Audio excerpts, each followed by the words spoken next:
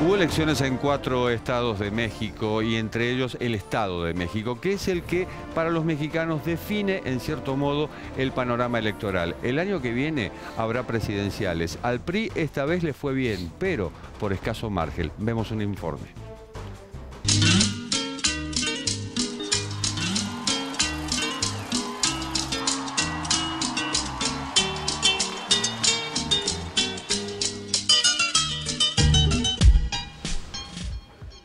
En un test previo a las elecciones presidenciales de 2018, los mexicanos acudieron a las urnas el pasado 4 de junio para elegir al gobernador del Estado de México y otros distritos.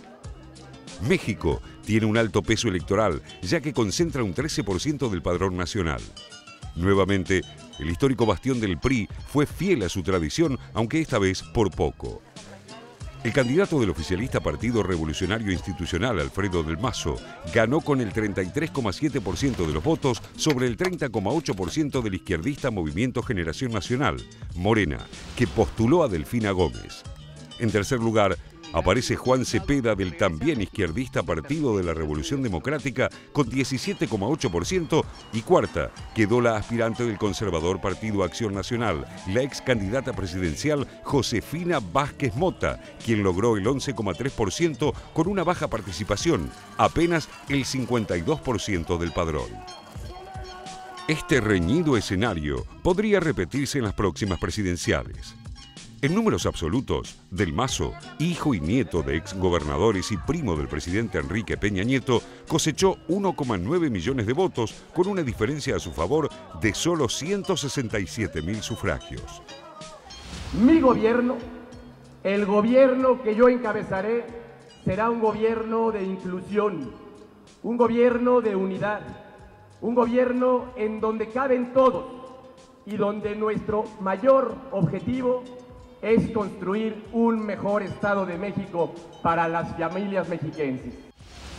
El PRI ha gobernado desde 1929 el Estado de México y siempre había ganado por un margen amplio.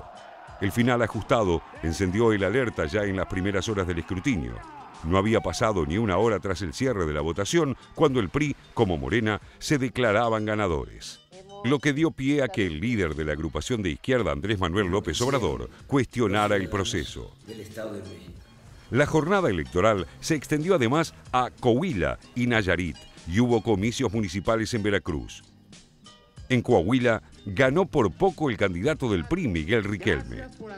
En el occidental estado de Nayarit, la victoria fue para Antonio Echevarría, candidato a gobernador de la coalición PAN-PRD, Partido del Trabajo y Partido Revolucionario Socialista, con el 38,6% de los votos. Y en Veracruz, donde se celebraron elecciones en 212 alcaldías, el triunfo fue nuevamente para la coalición PAN-PRD, que logró 112 ayuntamientos. El cimbronazo en el PRI no pasó inadvertido y fue vinculado a la baja de popularidad del presidente, que cayó a principios de este año al 17%, el índice más bajo desde el inicio de su mandato en diciembre de 2012. Yo creo que podrían estar en riesgo, porque si Morena hizo temblar ahorita al Estado de México y estuvo a punto de ganar, yo creo que sí es un candidato muy fuerte ahorita para la presidencia. Fue una elección muy cerrada, de tal manera que la ciudadanía nos está mandando un mensaje y yo creo que el partido del institucional habrá que reflexionar sobre estas votaciones para hacer un trabajo en los próximos 6 años muy bueno. El panorama general de su gestión no es más satisfactorio.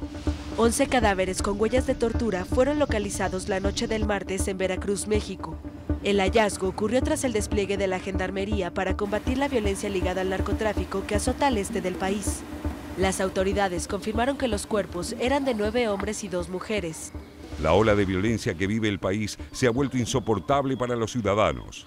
Según el periódico Reforma, desde que empezó el gobierno de Peña Nieto, ha habido poco más de 96,000 homicidios, con lo que se podría superar el sexenio anterior de Felipe Calderón. La verdad no se calla, ni con muertos ni con balas. El homicidio de periodistas y defensores de los derechos humanos muchas veces es síntoma de un fenómeno mayor de impunidad, al que se debe poner punto final a partir de la acción coordinada de los tres poderes y órdenes de gobierno. Las tasas de delincuencia, tan solo en el Estado de México, se dispararon. De enero a marzo de 2017, las denuncias se incrementaron en un 53,8% en comparación con el mismo periodo del año pasado. Según el Observatorio Nacional Ciudadano, se perpetraron en todo el territorio casi un 30% más de homicidios dolosos que en idéntico periodo de 2016, con 5.775 muertos. En febrero, la organización Reporteros Sin Fronteras denunció que México es el país más peligroso de América Latina para ejercer el periodismo, con 99 comunicadores asesinados entre 2000 y 2016. Las causas de esta violencia, que para la Iglesia Católica es incontenible, se ubican en los enfrentamientos entre grupos criminales y de estos con el Estado por controlar territorios. También se mencionan como agravantes la debilidad institucional para controlar y combatir el delito, la corrupción de policías y autoridades y la ausencia de resultados frente a los casos de lavado de dinero. Se agrega a este cuadro la situación judicial de varios dirigentes del PRI que están detenidos o bajo investigación por cargos como malversación de fondos. La pobreza es el otro eje de los problemas de Peña Nieto. En el Estado de México afecta al 49,6% de la población. Estoy indignada ante tanta corrupción, ante tantos malos manejos del gobierno, de las cámaras, de mucha gente. Ya México no aguanta. De cara a las presidenciales de julio de 2018, la mayoría de los partidos políticos mexicanos comenzaron a definir sus lineamientos con una nota original e inédita, ya que el Consejo Nacional Indígena decidió presentar un candidato. Se trata de una mujer perteneciente a la etnia Mazahua, una postulación firmemente respaldada por el movimiento zapatista. Nosotros como pueblos hemos analizado que vamos peleando por la vida.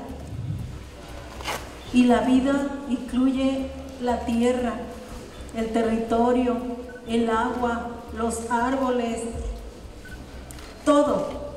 Y se lo están acabando. En resumen, se avisora una dura disputa para el próximo año electoral, con horizontes de posibles cambios.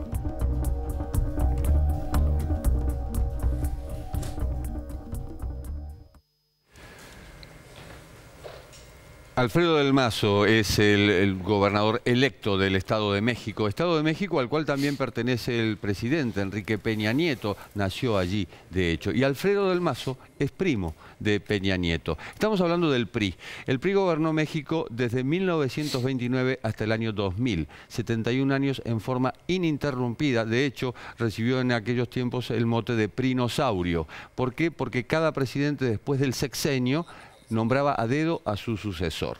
Y ahora se plantea lo que va a ocurrir el año próximo. En el 2000 se terminó el PRI, vino el PAN con dos presidentes, Vicente Fox hasta 2006 y Felipe Calderón hasta 2012. Peña Nieto hoy está en bajísimo nivel de popularidad y evidentemente el PRI también está muy golpeado, pero el Estado de México, que como les decíamos es uno de los estados que define las presidenciales, el Estado de México no ha perdido el liderazgo de este partido. Y hay varios retos, uno de ellos, Raúl, el económico. Sin duda, y en esto, Jorge, a mí me da la sensación de que por los cuestionamientos que uno lee que existe en México, una crisis también que es una crisis prolongada, el problema de la pobreza que veíamos que es un número altísimo e inclusive con bastantes sospechas si ese número todavía no está reflejando parte de la pobreza y no toda, los desafíos que implicó la llegada de Donald Trump con todo lo que dijo Donald Trump de México, y sin embargo no hay respuesta suficientemente satisfactoria. Te decía, me da la sensación de que hay como un agotamiento con respecto a los partidos tradicionales, pero no aparece claramente cuál es la alternativa que se está presentando. México intentó en los últimos tiempos romper el monopolio de Pemex, uno de los emblemas de lo que ha sido la revolución del PRI.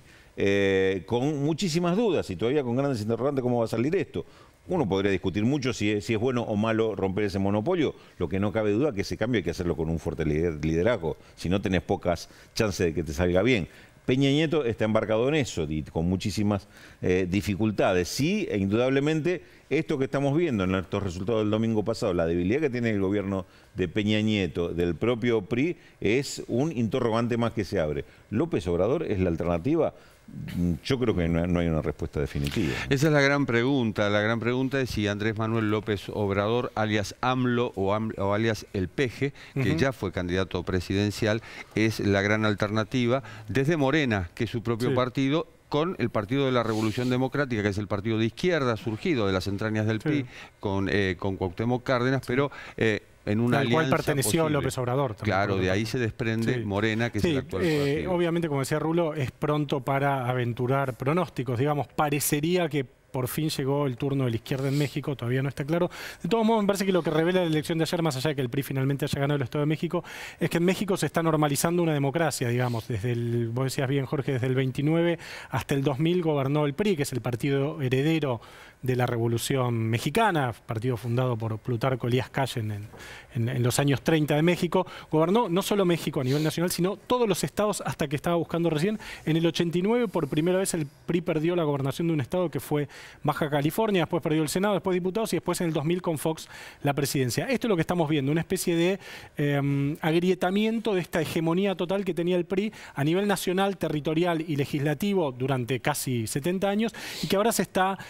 desde hace, digamos, un par de décadas se está poniendo en cuestión. Entonces hay veces que gana uno y veces que gana otro. Parecería que esta vez, después de 2 turnos del partido de la derecha, que también es un desprendimiento del PRI, porque básicamente todo en México es un desprendimiento del PRI, por decirlo de algún modo, digamos, ¿no? Parecería que esta vez llegó el turno de la izquierda. De todos modos, falta todavía 1 año y pico y es pronto para decirlo. La pregunta de Natalia es ¿qué es izquierda? No, México tiene una tradición de izquierda. El PRD es un partido de izquierda. Y uno podría decir AMLO es un candidato de centro izquierda, pero tiene como una, entre comillas, maldición.